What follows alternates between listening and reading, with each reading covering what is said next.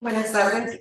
Bueno, a manera de introducción, la coriandritis se sabe que está presente en el 70% de todos los embarazos prematuros, ¿verdad? Y la literatura habla que es el responsable de poder afectar del 1 al 6% de todos los partos. Previamente la conocíamos como coriandritis, pero desde el 2018 se conoce como una triple I, ¿verdad? Esto por su definición, ¿verdad? Por su término, intrauterine inflammation or infection or both, ¿verdad? Entonces, ¿qué nos quiere decir esto? Ya sea una infección intrauterina o una inflamación intrauterina o que estén las dos presentes, o sea, cualquiera de estas dos que estén, pueden ocasionarnos un cuadro de un proceso infeccioso. Por definición, la coriamnionitis va a ser la inflamación o infección, actualmente ya no solamente inflamación, sino también de infección del corio.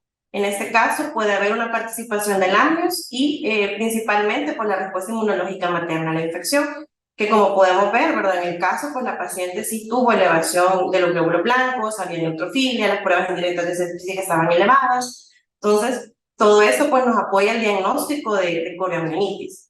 El problema de la coriamnionitis es que como es una infección localizada a la cavidad amniótica, ¿verdad? Digamos que el feto está expuesto más fácilmente pues, a los microorganismos y a las mismas células de respuesta inflamatoria de la mamá, y él puede dar una respuesta inflamatoria fetal. Esta respuesta inflamatoria fetal es la que se asocia con peores resultados neonatales y fetales, ¿verdad? Tiene mayor riesgo de hemorragia interventricular, mayor riesgo de displasia pulmonar. Entonces, la idea es poder hacer una detección temprana para evitar que el niño también monte una respuesta inflamatoria para evitar las complicaciones que esto lleva. Dentro de los factores de riesgo para coriamnionitis, pues el trabajo de parto prolongado, ¿verdad? Entre más tiempo tengamos a una paciente sin progreso en el trabajo de parto y que le estemos realizando múltiples actos vaginales en esa progresión, ¿verdad? Tenemos uno de los dos principales para una coriamnionitis. También la infección por el estreptococo del grupo B, por eso es que idealmente, pues a nivel mundial se recomienda que se realice un tamizaje de cultivo de estreptococo a todas las pacientes a las 35 semanas de edad gestacional para poder, en teoría, ¿verdad?, evitar aquellas infecciones en el momento del parto ya al término. La ruptura prematura de membranas, por el mismo hecho que entre más tiempo estén las membranas rotas, pues más tiempo tiene de poder, si tiene una infección vaginal, ¿verdad? La vía ascendente es la principal, entonces, y que de esta forma adquiera la infección. El líquido meconial, los procesos infecciosos asociados, como por ejemplo una peritonitis, una apendicitis, una vaginitis, vaginosis, perdón, o sea, cualquier infección materna, pues puede asociar al final con una coriamnionitis. Las pacientes nulíparas y las pacientes fumadoras. Dentro de la patogénesis es importante recordar que el origen pues es polimicrobial, ¿verdad? Involucra microorganismos tanto anaerobios como aerobios, y pues todos estos, la mayor parte proviene de la flora vaginal. Como vemos en el esquema, ¿verdad? Son muchas las vías por las que pueden llegar los microorganismos a la cavidad amniótica. La principal es la vía ascendente. Para todas las infecciones a nivel vaginal son el principal fuente de adquirir una infección en la cavidad amniótica. Por eso es que tenemos que estar muy presentes en dar tratamiento adecuado a estas pacientes, ¿verdad? Cuando ellas consulten con sintomatología de procesos vaginales. También otra de las vías que se pueden utilizar como para diseminar los microorganismos, pues es la infección por la vía hematógena. ¿Verdad? En aquellos casos, en aquellas pacientes, como por ejemplo que tienen enfermedades periodontales, para que sean severas, los microorganismos por vía hematógena pueden llegar a la cavidad amniótica. Entonces, otra forma de prevención es el cuidado y el control odontológico de estas pacientes a tiempo, ¿verdad? La vía transplacentaria, también la vía peritoneal, que en este caso, como hablábamos, una peritonitis o una apendicitis, en las cuales hay un foco abdominal infeccioso que no se trata adecuadamente, pues a través de las trompas, pues llegan a la cavidad amniótica. Y por último, la vía iatrogénica, ¿verdad? En este caso, en aquellas pacientes en las que hemos realizado algún procedimiento como una amniocentesis o alguna cordocentesis, pues nosotros mismos, si no hacemos una adecuada asepsia, pues vamos a hacer lo que vamos a inocular los microorganismos. Se sabe que los microorganismos que están más frecuentemente relacionados con la coriamnionitis son los que están en la presentación, ¿verdad? El Uroplasma oreolítico, Gardnerella vaginalis, por eso volvemos a lo mismo, el tratamiento adecuado de las infecciones vaginales, Mycoplasma, el Streptococcus grupo B, que es el agalactial, y hay ciertas especies de lactobacillus y bacterias que son propias de la flora vaginal normal de la paciente, que cuando la paciente está con esa infección vaginal, ¿verdad? Digamos, tiene una fuerte infección vaginal por Gardnerella, y hay estos cambios a nivel del pH vaginal, pues hay especies de lactobacillus que pueden aprovechar, ¿verdad? Y en este caso, producir las infecciones de coriomionitis. Entonces, para hacer el diagnóstico, pues siempre ocupamos lo mismo para cualquier proceso infeccioso, médico, o sea, cualquier tipo de enfermedad. La historia clínica. Como en este caso tenemos que tomar en cuenta los factores de riesgo de la paciente, ¿verdad? La sintomatología que ella presenta, el tiempo de evolución, como por ejemplo en el caso pudimos ver que esta paciente había estado ingresada previamente con un cuadro de amenaza de parto inmaduro. Y si vieron en ese ingreso, pues la paciente ya tenía leucocitosis de 16.000. Entonces, quizás ella ya venía con el proceso infeccioso desde ese momento, pero como la actividad uterina se dio, el leucograma bajó para el alta y no tuvo ninguna otra sintomatología, pues se manejó ambulatoriamente. Sin embargo, ya los antecedentes de esta paciente pues ya no venían indicando que ya tenía un proceso infeccioso, y en el ingreso actual pues ya ingresó con fiebre, taquicardia materna, taquicardia renal y la franca actividad uterina. Entonces, al examen físico, pues evaluamos todos estos parámetros. Y dentro de los estudios complementarios, pues todas estas pacientes, idealmente, aparte del leucograma, pruebas indirectas de sepsis, también deberíamos de tomar cultivo de líquido amniótico, ¿verdad? Y el cultivo de placenta, y enviar la placenta a estudio histopatológico para poder documentar, ¿verdad? Por biopsia si estaba el microorganismo o bien cambios asociados a un proceso infeccioso. Previamente, para utilizar o para poder hablar de una coriomielitis, utilizábamos los criterios de IRS, ¿verdad? Que estos, hablamos de que toda aquella paciente que tuviera una fiebre materna arriba de 37.8 más dos de los siguientes. O sea, el criterio mayor es la fiebre y los menores son la taquicardia materna arriba de 100 latidos minutos, una taquicardia fetal arriba de 160, si había una leucocitosis arriba de 15.000 sin uso o sin efecto de esteroides, ¿verdad? Porque los esteroides nos pueden elevar los leucocitos. También clínicamente la irritabilidad uterina, ¿verdad? Como un dolor a la palpación en el momento de la dinámica uterina, y la leucorrea vaginal. Entonces, digamos que de estos actualmente se han podido como tomar los más principales para poder ahora definir la triple I, que es, como les mencionaba, el nuevo término, ¿no? Entonces, hablamos de una fiebre materna arriba de 38 grados centígrados y la presencia de uno de los siguientes. Entonces, como podemos ver, la fiebre pues es el que es más específico o el más indicador de que obviamente hay un proceso infeccioso. Taquicardia fetal, leucocitosis y una secreción vaginal purulenta. Entonces, como podemos ver, en la actual clasificación ya no utilizamos como tal la taquicardia materna, la irritabilidad uterina, ni los marcadores séricos, ¿verdad? Como parte del diagnóstico. Sin embargo, sabemos que si obviamente tengo una paciente con fiebre, que con taquicardia fetal y ningún otro foco, y al examen físico pues tiene irritabilidad uterina, obviamente yo voy a sospechar una coriomielitis. Pero entonces por eso es que aclaramos de que no es que estos no sean importantes, sino que no son propios para la definición actual, pero nos van a refusar el diagnóstico de coriomielitis. En cuanto al diagnóstico, pues el colegio, inglés, ¿verdad? Ellos sugieren que para poder hacer diagnóstico de una coriomielitis, pues lo ideal sería hacer una amniocentesis. El problema es que en muchas de esas pacientes, si nosotros sospechamos el cuadro infeccioso y realizamos la amniocentesis, pues y no es ese caso, no era en ese caso la infección, nosotros podemos estar inoculando también microorganismos, ¿verdad? Y que está asociada pues a un alto riesgo de parto prematuro, entonces realmente esta no se realiza de forma rutinaria.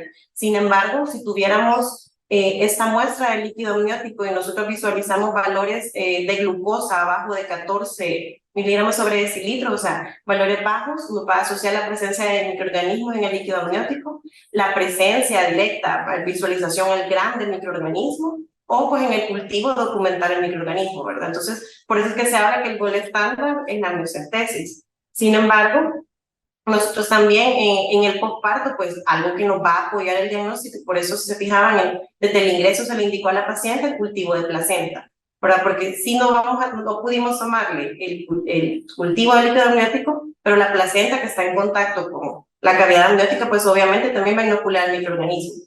E idealmente, pues el estudio histopatológico. Entonces, Actualmente hay 3 definiciones que se pueden tomar en consideración cuando hablamos de una coriomielitis, ¿verdad? La primera es una fiebre, por eso mencioné ahí, aislada, y por eso le ponen entre comillas, una fiebre documentada. Entonces, toda aquella paciente que tenga una temperatura arriba de 39 sin ningún otro síntoma, sin ninguna otra cosa asociada, y digamos, es el único pico fiebre 39, pues yo debo de sospechar una coriomielitis. También en aquellos pacientes que tengan temperatura arriba de 38, ¿verdad? Que en este caso, pues yo la tomo en 2 ocasiones por más de 30 minutos sin ningún otro síntoma asociado y si previamente tampoco tenía ninguna fiebre documentada. Si no hay ningún otro foco y solo tiene fiebre, debo de sospechar.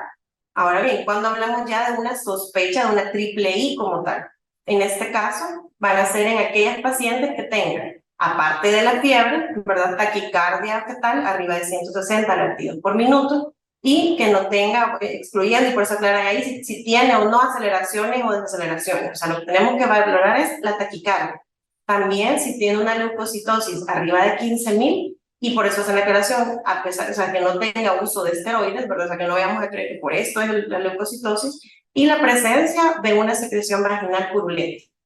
¿En qué caso vamos a confirmar una triple I? Pues por eso hablábamos la amniocentesis, ¿verdad? Como les había explicado, idealmente documentar al gramo la presencia de los microorganismos, y vamos a ver también, aparte de la documentar al gramo, los niveles de glucosa bajos, pero por eso es que hablábamos, no podemos hacer la amnio, vamos a mandar la placenta a cultivo y anatomía patológica. Pero esto nos va a confirmar el proceso infeccioso que ya estábamos sospechando. Y confirmamos porque ya vemos al microorganismo, ¿verdad? Documentamos quién fue el microorganismo. Entonces, ¿por qué es importante tener en consideración aquellas pacientes con corio que tengan fiebre en trabajo de parto? ¿Verdad? En este caso, pues todos los procesos febriles, ya sea asociado o no a una corio, ¿verdad? Se va a asociar obviamente con una taquicardia fetal. Esa taquicardia fetal al final, pues la vamos a documentar como un monitoreo fetal no alentador, ¿verdad? Y esto nos puede llevar a partos por cesárea, o sea, un mayor riesgo de partos por cesárea. Ver depresión neonatal, puede asociarse a las fiebres muy altas, a encefalopatía neonatal e incluso a convulsiones neonatales. Entonces, todas estas pacientes con fiebre, lo ideal es utilizar medios físicos y la acetaminofén en este caso, o paracetamol endovenoso si tuvieran. La idea es evitar que pues mantenga la fiebre persistente para evitar que el recién nacido pues pueda tener convulsiones ya después del nacimiento. La dosis que no debemos de olvidar pues es el gramo al día, entonces digamos 1 gramo cada 6 horas. En cuanto al uso de los corticoides en la coriomielitis, esto es como bien controversial porque muchas veces se retrasan los manejos por estar utilizando corticosteroides en las pacientes con coriomielitis. Y como vemos en la misma diapositiva y los artículos mencionan, ¿verdad? Una vez que usted catalogó a la paciente como coriomielitis, el parto es lo que debe ser considerado independientemente de la edad gestacional. O sea, como podemos ver incluso en el caso, la paciente tenía 23 semanas, era un bebé con muy mal pronóstico, ¿verdad? A corto plazo y pues, el resultado neonatal pues se dio, pero la mamá evolucionó bien. Entonces, la idea es pues quitar el foco infeccioso y la única forma es el parto. Entonces, de esta forma tenemos que tomar en cuenta que sí vamos a utilizar maduración pulmonar y neuroprotección, ¿verdad? En las edades entre las 24 semanas y las 33.6 para la maduración pulmonar y las 32 para la neuroprotección, porque nos va a dar muy buenos resultados, ¿verdad? A nivel pulmonar vamos a disminuir el riesgo de displasia, vamos a, en el sistema nervioso del niño vamos a reducir el riesgo de la leucomalacia o de las hemorragias intracerebrales, ¿verdad? Por el mismo uso del esteroide y la neuroprotección. Sin embargo, no debemos de retrasar el parto, ¿verdad? Los artículos mencionan, ¿verdad? La biología actual menciona que se puede utilizar la maduración pulmonar y aunque yo no la complete, comenzar la evacuación. Incluso uno de los artículos mencionaba que si digamos yo le puse la dosis a la paciente ahorita, ¿verdad? Y de 3 a 5 horas después ella tuvo un parto ya sea vaginal o cesárea, se reduce el riesgo de mortalidad hasta un 37%, o sea, aunque haya sido una sola dosis. Y si nosotros pues alcanzáramos a poner 2 o 3 dosis más antes del parto, aunque no completemos la maduración de forma todas, ¿verdad? 4 dosis, va a reducir este riesgo de mortalidad. Sí, no va a tener el mismo efecto que completar la maduración y esperar las 24 horas de la maduración, pero sí la literatura menciona que se puede reducir el riesgo de mortalidad. Entonces, podemos empezar la maduración pulmonar, la neuroprotección, pero no vamos a retrasar el parto. O sea, en el mismo momento vamos a comenzar la evacuación. En cuanto a los antibióticos, pues si yo ya catalogué a la paciente como coriomielitis, pues tengo que empezarlos lo más rápido posible desde que realicé el diagnóstico, ¿verdad? ¿Qué beneficios tiene esto? Pues va a reducir el riesgo de neumonía neonatal o de sepsis neonatal, va a reducir también los tiempos de estancia hospitalaria, tanto maternos como del recién nacido, ¿verdad? Y pues los artículos mencionan, ¿verdad? Que una sola dosis adicional del antibiótico que hemos indicado puede ser tan eficaz, ¿verdad? Como reducir como su uso continuo. Entonces, ¿qué significa esto? Si yo catalogo a la paciente como corio ahorita, como en el caso de nuestra paciente, y nació en un lapso de 4 a 5 horas después de que yo la catalogué como coriomielitis, ¿verdad? Esa sola dosis pues, va a reducir el riesgo de infección materna que a que yo no le ponga nada. Entonces, del momento en el que yo la catalogo como una coriomielitis, debo de utilizar los regímenes de antibióticos. Y en aquellas pacientes, ¿verdad? En las que tienen fiebres persistentes, ¿verdad? O que se ha documentado sepsis en el posparto, pues en ellas sí vamos a utilizar la antibiótico-terapia pues en más tiempo, ¿verdad? Que en aquella paciente en la que la fiebre cayó. Toda la literatura habla de que si la fiebre cae hoy, yo voy a mantener el antibiótico 48 horas posterior a la caída de la fiebre. Pero eso no es lo recomendado. Entonces, por eso usualmente andamos los ingresos entre 5 días en lo que la fiebre disminuye y luego continuamos el antibiótico hasta que hayamos tenido 48 horas sin fiebre. Pero sin embargo, la fiebre persistente, el bacteriemia, pues ahí sí hay que prolongarlo hasta que tengamos el reporte de los cultivos. Traía esa tabla que es una revisión, ¿verdad?, de varios estudios clínicos en los que evaluaron el uso de la antibiótico-terapia para pacientes con coriomielitis. Pues en el primer apartado pues habla, ¿verdad?, aquellas pacientes en las que se utilizó antibiótico en coriomielitis intraparto y únicamente en posparto, o sea, las que se diagnosticó previo y las que solamente fue previo y post, ¿verdad? Entonces, menciona que los regímenes que ellos evaluaron, ¿verdad? Era ampicilina 2 gramos endovenoso cada 6 horas y gentamicina 1.5 miligramos, ¿verdad? Cada 8 horas en el trabajo de parto. Y en posparto, ¿verdad? Era más o menos la misma dosis. ¿Qué fue lo que ellos encontraron? ¿Verdad? Lo evaluaron en cuanto a los resultados neonatales, ¿verdad? La presencia de sepsis neonatal. Ellos encontraron que en las pacientes en las que se manejó con antibiótico en el momento del parto, en relación con las que también solo estuvieron inmediatamente posparto, pues tuvieron menos riesgo de neumonía neonatal. O sea, ¿qué significa eso? Volvemos a lo mismo. Yo la diagnostiqué como una corio, empiezo antibiótico ya, y no hasta después del parto, pues voy a reducir el riesgo de que este niño tenga neumonía neonatal, ¿verdad? También evaluaron en la parte de abajo, hablamos en la que evaluaron únicamente el tratamiento durante el trabajo de parto, y como podemos ver, ¿verdad? Ahí ponen los criterios que utilizaron por cada estudio revisado, ¿verdad? Sintomatología, fiebre, endometritis, si había infección materna o sérica, ¿verdad? Pero en todas podemos ver que en conclusión ellos mencionan de que prácticamente es más efectivo utilizar régimen de 2 antibióticos, ¿verdad? Y que va a disminuir los resultados neonatales, ¿verdad? De complicaciones utilizamos los antibióticos durante el trabajo de parto. También traigo esta tabla donde hay como pequeños esquemas, ¿verdad? Según las diferentes organizaciones en cuanto a las recomendaciones del manejo del coriomielitis. El Colegio Americano pues menciona el uso de ampicilina 2 gramos endovenosos cada 6 horas, más gentamicina 5 miligramos por kilo en 24 horas, ¿verdad? La NICE recomienda, ¿verdad? En este caso sí el uso de triple antibiótico. Y bueno, si se fijan, o sea, prácticamente lo que quiero que vean es que prácticamente cada una de las organizaciones, ellos hablan del uso de 2 antibióticos, ¿verdad? Pero la dosis es un poco más alta, ¿verdad? Utilizamos ampicilina 2 gramos y gentamicina 5 miligramos. En otros casos, en las pacientes en las que han tenido parto por vía cesárea, ellos sí recomiendan el uso de un tercer antibiótico, ¿verdad? El que ellos indican es el metronidazol, 500 miligramos endovenoso cada 8 horas. ¿verdad? Y también pues hace la aclaración a aquellas pacientes que sean alérgicas a la penicilina, ¿verdad? Clindamicina o vancomicina, ¿verdad? Ahí son las dos opciones acompañadas de gentamicina, ¿verdad? Prácticamente son los dos que utilizamos cuando hay alergia a la penicilina. Esta pues es una tablita como resumen de lo que hemos hablado. Si tenemos una paciente con factores de riesgo, en el lado izquierdo pues vemos que si hay, tomamos un cultivo positivo o la presencia de Gram, ¿verdad? Y hay exámenes alterados, ¿verdad? Vamos a diagnosticar una coriomionitis clínica o si tiene síntomas y signos sugestivos de una coriomionitis. Entonces, si la paciente tiene menos de 22 semanas, menos de 23 semanas, pues en este caso vamos a dar antibióticos antipiréticos. Y ponen ahí, ¿verdad? En este caso, pues, ¿seguimos o no seguimos con el parto? Pues sí, el parto siempre está indicado en aquellas pacientes que yo catalogué como una coriomionitis. Si está entre las 23 semanas y las 23.6, siempre los antipiréticos, los antibióticos, pero ellos ponen, ¿verdad? Y esto es porque depende cada unidad neonatal considerar el uso de esteroides y de sulfato de magnesio, porque hay unidades neonatales, ¿verdad? A nivel mundial, por ejemplo, Japón es de los que sacan a los niños desde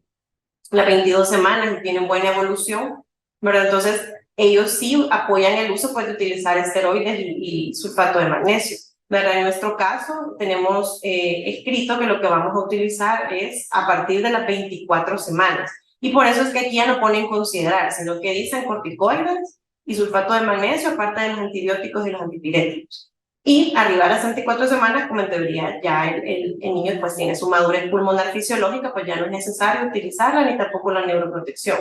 El parto pues puede ser vaginal o cesárea dependiendo del criterio obstétrico, ¿verdad? La coriomionitis no es indicación pues de una cesárea y al contrario, pues la cesárea nos puede aumentar el riesgo de que el proceso infeccioso sea más severo, ¿verdad? Si se fija, pues ellos hablan de mandar la placenta a estudio histopatológico, pero aparte del estudio histopatológico nosotros tomamos cultivo, ¿verdad? Porque el cultivo, aunque tarda un poquito más, pues tarda mucho menos que la placenta en anatomía patológica.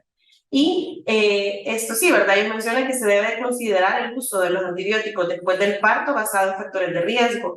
De los artículos que revisé, pues varios mencionaban de que posterior al parto ya no es necesario utilizar antibióticos. Hay otros que mencionan que sí, ¿verdad? Entonces nosotros quizás nos quedaríamos con mantener el antibiótico por 48 horas después de que la fiebre haya caído, al menos, ¿verdad? Y pues más si tenemos el cultivo de placenta. Dentro de las complicaciones, ¿verdad? Sí tenemos que recordar que por el mismo hecho de la hiperestimulación de la dinámica uterina, pues esta paciente tiene un alto riesgo de hemorragia postparto. Entonces, pues, tenemos que estar más encima en el momento del parto en estas pacientes. Por la misma hiperestimulación uterina, pues tiene un mayor riesgo de ruptura uterina, tiene un mayor riesgo de infección postquirúrgica, endometritis, abscesos pélvicos, sepsis, admisión a la unidad de cuidados intensivos por lo mismo y una posible histerectomía, ¿verdad? En aquellos casos de que sea un proceso pélvico infeccioso demasiado severo que no resuelva, ¿verdad? Y que la fiebre persista, ¿verdad? O sea, que ya de verdad es lo último, pues entonces hasta eso podemos llegar. En cuanto a las complicaciones neonatales, pues por el mismo proceso infeccioso, estos niños van a tener un mayor riesgo de tener Apgar bajo en los primeros 5 minutos, un alto riesgo de convulsiones, de sepsis, de hemorragia, de necesidad de ventilación mecánica, parálisis cerebral y muerte neonatal. Por eso es que a lo que apostamos ahorita pues es un diagnóstico oportuno, ¿verdad? Para brindar el antibiótico de forma más temprana y pues evitar llegar a todo esto.